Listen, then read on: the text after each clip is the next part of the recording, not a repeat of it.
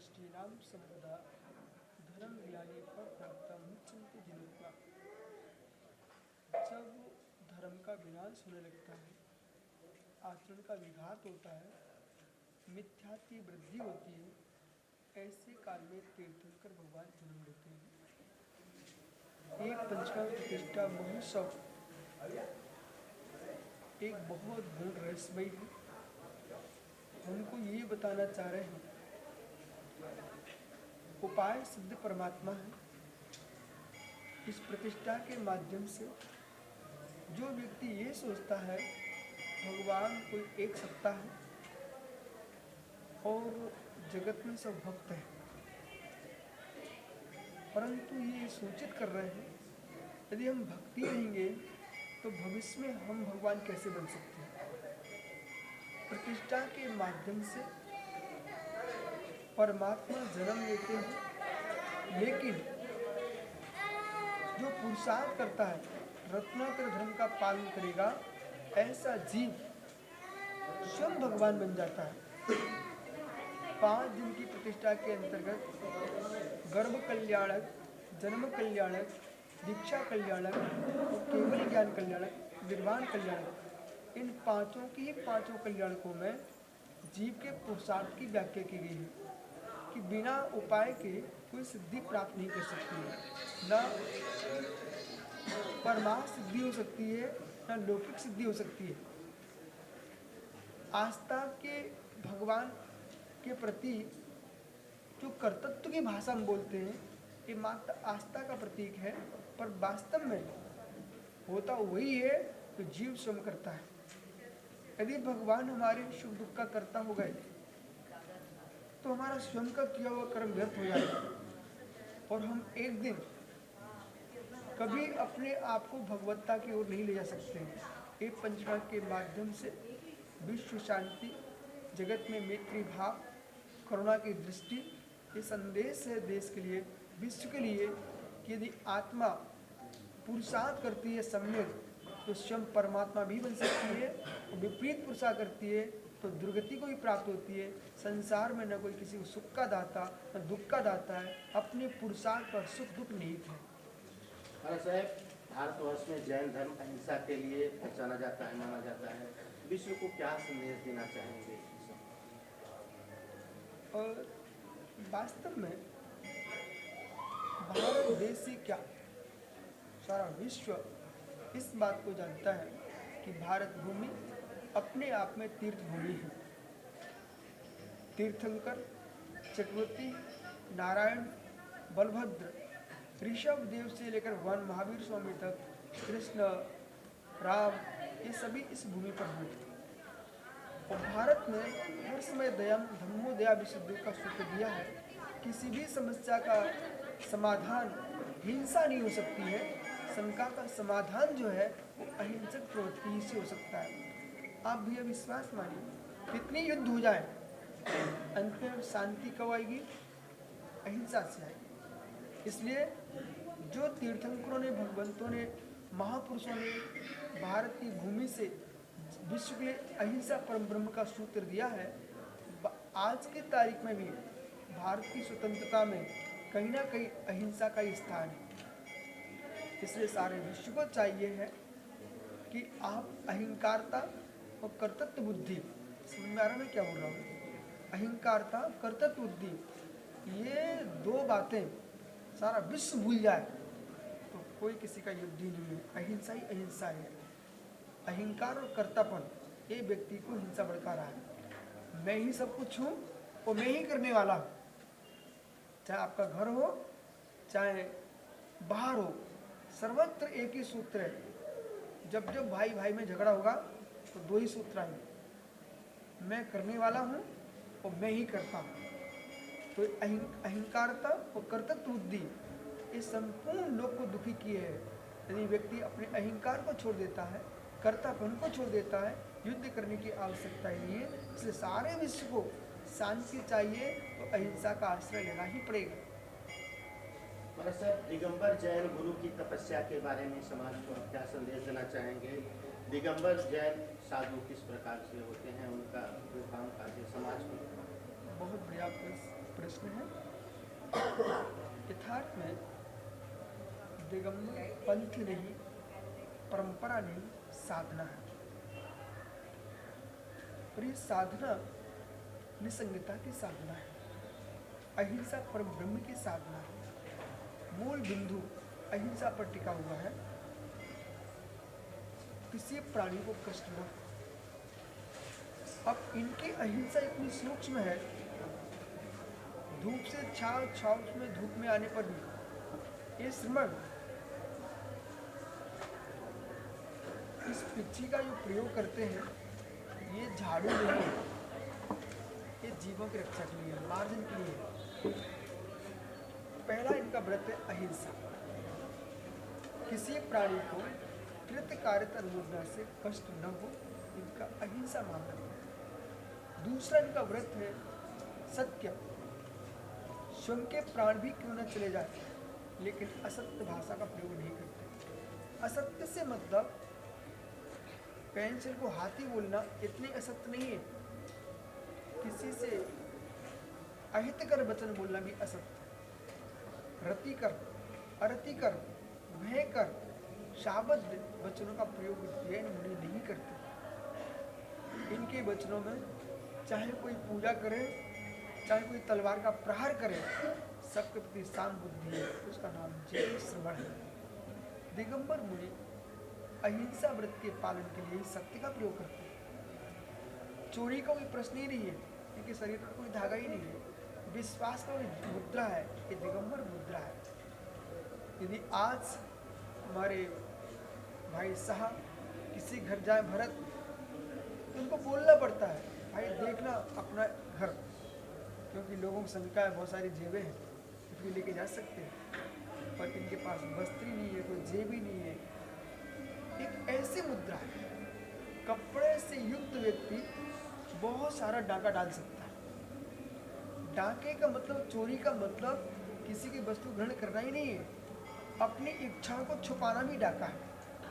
किसी व्यक्ति को वासना मन में आ रही है, शरीर में उत्तेजना आ रही है, आप कपड़े में ढके हुए, पर ये तो दिगंबर है, ये कहाँ लेके जाएंगे? इतना सुंदर विश्वास का जीवन इनका अचूर्य व्रत है। ब्रह्मचर्य जगत में चाहे त्रिंचनी हो, मनुष्य हो, देवी हो, अचेतन, चित्र की स्त्री को देख के भी इनका चित्त चले मान्य होता है।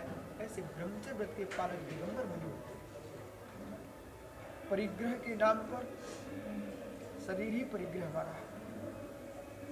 मात्र जैन मुनि दिगंबर मुनिराज आगम ग्रंथों को, पिच्छी और कमंडलू, ये तीन उपकरण ही स्वीकार करते हैं। बाकी के जो सच्चे साधक हैं, वे इनके अलावा कोई अन्य पदार्थ को स्वीकार नहीं करते हैं। सुबह से लेकर शाम तक जो वृत्ति है, किसी प्रकार से सामाजिक राजनीतिक कार्यों में उलझते नहीं। मात्र चाहे शत्रु हो, मित्र हो, सबको आशीर्वाद देना इनका कर्तव्य है। वरदान देना, श्राप देना, ये भी हिंसा है। ये वरदान भी नहीं देते किसी को, श्राप भी नहीं देते। वरदान वही फलित होता है जिसका पुण्य है, श्राप उसी को लगता है जिसको पाप का उदय है। लेकिन ये वीतरागी मुनि है, तुम श्राप दोगे तो इसका अहित हो गया, तो हिंसा का पाप लगेगा। आपने वरदान दिया, कोई उसको फलित हो गया, वह अहंकार में डूबेगा और ये दुनिया में हल्ला कर देगा कि महाराज की कृपा से ऐसा काम हो गया हमारा, लेकिन वहाँ दूसरा व्यक्ति खिन्न हो सकता है। इसलिए जैन मुनि श्राप देते हैं तो वरदान देते हैं। अहर्निश चर्या है, प्रातः 3 बजे जाग जाते हैं और 3 बजे से जाकर स्वाध्याय करते हैं, वो अपना प्रतिमा करते हैं, सामायिक करते हैं, ध्यान करते हैं। इसके उपरांत स्वाध्याय, ध्यान, क्रिया, शुद्धि को गए, भगवान की वंदना की, वंदना स्थिति की और पुनः स्वाध्याय। यहाँ पर सबसे ज़्यादा जो जोर दिया जाता है वो स्वाध्याय के लिए दिया जाता है। कारण ये आँखें, चित्त, इन दोनों को बस करने की आवश्यकता है। जब व्यक्ति की आँखें डोलती हैं तो आँखें आगम ग्रंथों पर होगी और बुद्धि उनकी अर्पण होगी, तो व्यक्ति का न मन भटकेगा, न चित्त, आँखें भटकेगी। इसलिए स्वाध्य में तिल नहीं रहते हैं। ये 24 घंटे में एक बार भोजन पानी करते हैं। उसमें कोई विघ्न आ गया तो गया। आज जी महाराज जी ने ये सुनिश्चित किया, अपने हाथ से बाल निकालते हैं। उसका उद्देश्य आप तो भाई पैसे दे सकता था, उसने दे सकता था, और वही जैन समाज तो बहुत पैसे वाले लोग हैं, ये ऐसा क्यों अपने हाथ से निकालते हैं? ये पैसे का प्रश्न नहीं है। जीव हो सकते हैं, उस तरह रखेंगे तो परिग्रह आ जाएगा। यदि किसी से पैसे मांगेंगे तो याचना हो जाएगी। इसलिए अयाचक वृत्ति वाले मुद्राज होते हैं, ये किसी से कुछ मांगते भी नहीं है और किसी को कुछ देते भी नहीं है। आप हमसे कहो महाराज जी तो तिलक मुझे लगा दो, संभव नहीं है। क्यों? जो मैं ही तिलक नहीं लगा रहा हूँ, आपको कहाँ से तिलक लगाऊंगा कि मैं आपको सूत बांधूं? मेरे पास सूत है ही नहीं, मैं सूत्र उतारने वाला हूँ, उतरवाने वाला हूँ, लगा कैसे? ये दिगंबर मुनि की वृत्ति है। पैदल विहार करते हैं, पग बिहारी, दिन में सूर्य के प्रकाश में ही विहार करते हैं। न कोई वाहन का प्रयोग करते हैं, न कोई बहाने का प्रयोग करते हैं। कोई बहाने भी नहीं है और वाहन भी नहीं है, पैदल बिहारी है। ऐसे मुद्राज इस धरती पर विचरण कर रहे हैं, 28 मूलों का पालन करते हैं और उन मूलों का पालन करते हैं। कर्म संघ का उद्देश्य विश्व में शांति हो, एकता हो, संप्रदाय में सद्भावना हो। परंपराएं अलग अलग हो सकती हैं, लेकिन सबका मस्तिष्क एकत्व मुक्ति हो, क्योंकि भारत एक गुलस्ते के समान है, बगीचे के समान है। अनेक प्रकार के लोग इसमें रह रहे हैं, पर सब सद्भावना के साथ रह रहे हैं। यही भारत की विशेषता है, ऐसा विश्व में आपको कोई मिलेगा नहीं। वैसे हम लोगों ने सुना है जैन समाज के लोग आपको चलते फिरते भगवान के रूप में मानते हैं, इस बारे में आपका क्या? आपका ठीक कहना है कि जैन समाज के लोग चलते फिरते भगवान मानते हैं।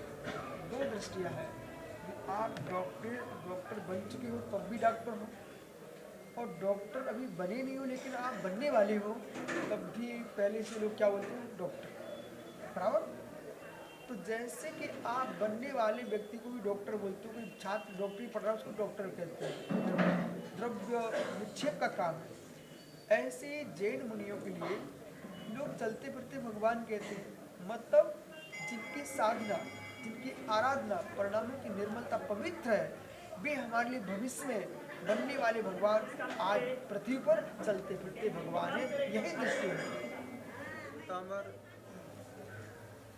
भक्तों को अमर बनाने वाला महाकाव्य है। जब हिंदू पढ़ता है, भगवत गीता देखता है, मुस्लिम पढ़ता है तो उसमें कुरान शरीफ देखता है, सिख पढ़ता है तो गुरु ग्रंथ साहिब देखता है, ईसाई देखता है तो उसमें बाइबल देखता है। जो भक्त अमरता की यात्रा करना चाहते हैं, उस ग्रंथ का नाम है भक्त अमर स्तोत्र।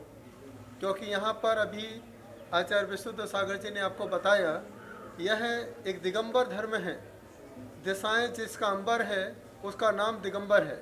यह दिगंबर धर्म न हिंदू है, न मुस्लिम है, न सिख है, न ईसाई है। जो दिशाओं को अंबर बना के चलता है उसका नाम दिगंबर है। इसलिए ग्रंथ का नाम यहाँ पर भक्तामर स्तोत्र रखा गया है। इसी भावना के साथ लोग मुझे दिगंबर मानते हैं और दिगंबर को भक्तामर वाले बाबा के नाम से जानते हैं। हमारे साथ एक और सवाल है, भक्तांबर के कपड़ों का जब विमोचन हुआ तो वर्ल्ड रिकॉर्ड बना था, इस बारे में क्या संदेश है?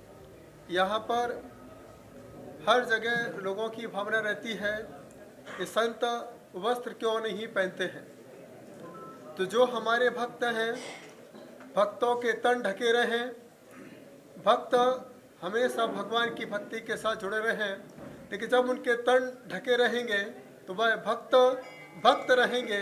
जिस दिन वह संत से जुड़ेंगे तो वह वस्त्रों को छोड़ करके अमरता की यात्रा कर सकेंगे। इसलिए उन्हें संसार से जोड़ने के लिए वस्त्र थे और संसार के त्याग के लिए उन्हें अमर बनाने के लिए संत का आशीर्वाद था। इसलिए इस प्रकार का एक अभियान वस्त्र के ऊपर भक्तामर लिखने का रखा था और आज यह दुनिया में एक इतिहास बना है। लोग कहते थे कि संत को वस्त्र की क्या आवश्यकता है, संत वस्त्र के त्यागी होते हैं।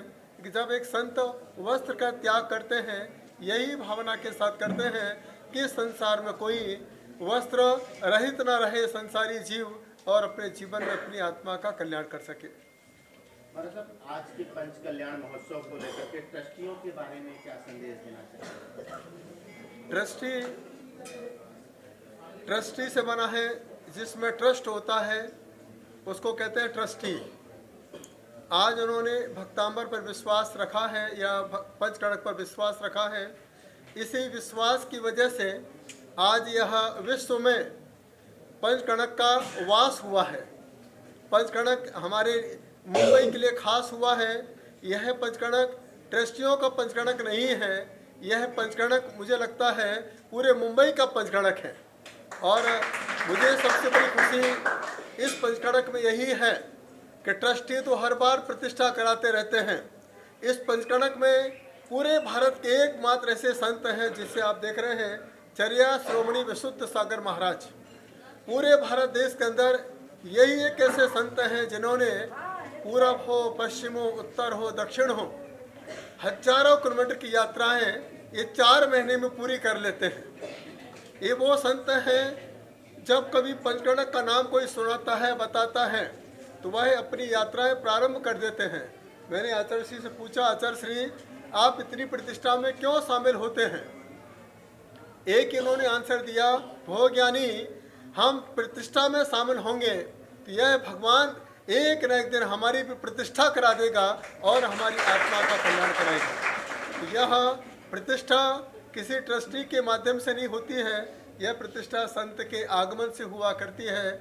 ऐसा जैन आगम में कहा जाता है, प्रतिष्ठा में ट्रस्टी आए तो प्रतिष्ठा पूरी नहीं होती है, और प्रतिष्ठा में संत आ जाता है उसी दिन प्रतिष्ठा अपने आप पूरी हो जाती है। दुनिया में इस समय तीसरे विश्व युद्ध का खतरा मंडरा रहा है। कई देश जो है आपस में लड़ रहे हैं। जैन धर्म जो है अहिंसा के लिए प्रतीक माना जाता है। जैन संत है, आप आज भारत की भूमि से विश्व को क्या संदेश देना चाहेंगे इस संकट में? भले ही हमारे दुनिया में चर्चा चलती है विश्व युद्ध की बात, जब तक हमारे परिणाम शुद्ध रहेंगे, जब तक देश में विशुद्ध रहेंगे, मुझे नहीं लगता है कि विश्व में युद्ध हो सकता है। क्योंकि यह देश हमारे लिए अहिंसा प्रधान देश है। जब जब इस देश को माता कहा जाता है, माता इसलिए कहा जाता है धरती माता है, और धरती माता किसी को भूखा सोने नहीं देती है। जब जब विश्व में अन्न की कमी पड़ती है, यही धरती माता विश्व में अन्न की प्राप्ति कराती है। जब जब जल की कमी पड़ा करती है, यही धरती माता कुवैत तक, यह धरती माता दुबई तक जल की व्यवस्था करती है। इसलिए इस माता का नाम धरती माता हुआ करता है। माँ कभी युद्ध नहीं खोने देती है। माँ तो परिणामों को शुद्ध करके विशुद्ध सागर जैसे संतों के दर्शन करने देती है। भरत जी के बारे में क्या संदेश देंगे? समाज के लिए हमेशा भूमिका निभाते रहते हैं, सेवा करते हैं। भरत भाई अपने आप में ही भारत के भाई हैं। जिस प्रकार से हमारे देश में भरत चक्रवर्ती को जाना जाता था, आज पूरा मीडिया यहाँ पर उपस्थित हुआ है, एक अच्छे कर्मठ कार्यकर्ता हैं। यही मेरी भावना है। आज देश में बड़े बड़े नेता हैं, बड़े बड़े अभिनेता हैं, लेकिन ये हमारे देश के, भारत के, मुंबई के राजनेता नहीं, धर्म नेता हैं, जो धर्म के माध्यम से लोगों को जोड़ने का प्रयास करते हैं। और अभी जो आचार्य विशुद्ध सागर जी ने कहा, हम लोग ना तो श्राप देते हैं ना वरदान देते हैं, इनका पुण्य आता है। यही पुण्य इनको संत के आशीर्वाद से वरदहस्त हो जाता है, उनके जीवन का कल्याण हो जाता है। यही भावना के साथ आचार्य विशुद्ध सागर जी ने एक बहुत अच्छा आशीर्वाद भरत भाई को दिया है। भरत भाई सिर्फ मुंबई के भाई ना बने, भरत भाई भारत के भाई बने।